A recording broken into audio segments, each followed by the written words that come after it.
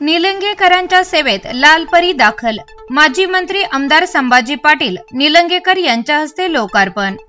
निलंगा दिनांक 11। जनतेच्या सेवेसाठी राज्य सरकारकडे केलेल्या मागणीनुसार राज्यमार्ग परिवहन महामंडळाकडून निलंगा आगारास पहिल्या टप्प्यात 3 नव्या एसटी बस देण्यात आल्या आहेत।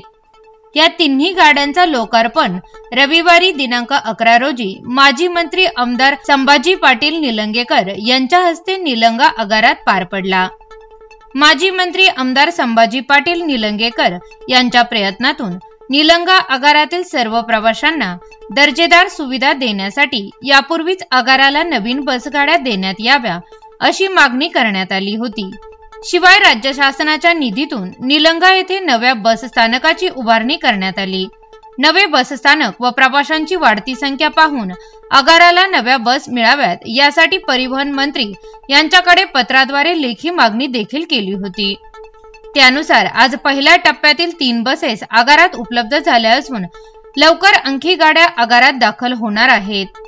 या गाड्यांचे लोकार्पण संभाजी पाटील निलंगेकर यांच्या हस्ते करण्यात आले।